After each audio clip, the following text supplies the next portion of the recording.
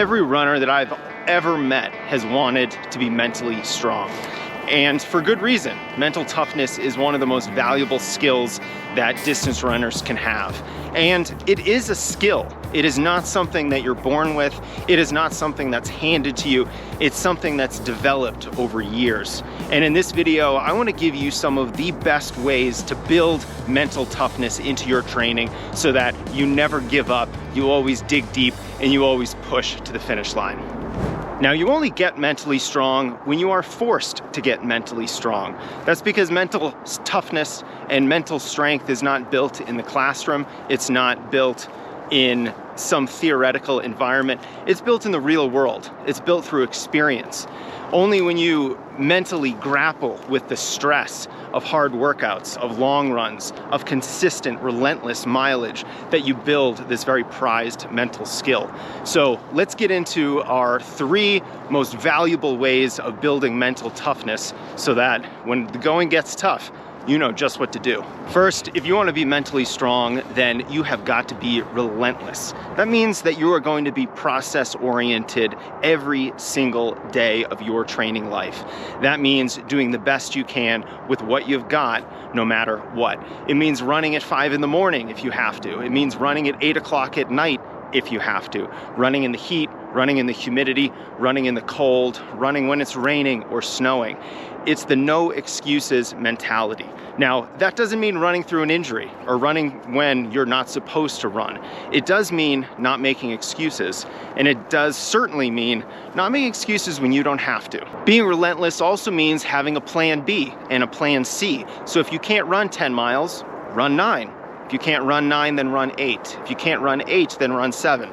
You get the idea here. We always want to do the best we can, even if it's a slower workout, even if it's a shorter workout or a shorter run, even if we have to do some cross training instead of running. We are always going to do the best we can. Next, I want you to embrace the suck. When you are doing long runs, when you are doing workouts, in other words, when you're doing more stressful running, no music, no podcasts, even the strength running podcast, because I want you to be alone with your thoughts. I want you to be alone with your doubts, with all of those negative feelings, the stress and anxiety of trying to run hard or run for hours at a time. I want you to be alone with those thoughts so that you can't ignore them, that you learn to deal with them, to mitigate them, to have a productive conversation with those voices in your head that want you to stop or slow down. And once you get comfortable with that negative voice in your head, you'll realize that it's not in charge, that it doesn't have any power. You have power. You are the relentless one who will continue to push forward.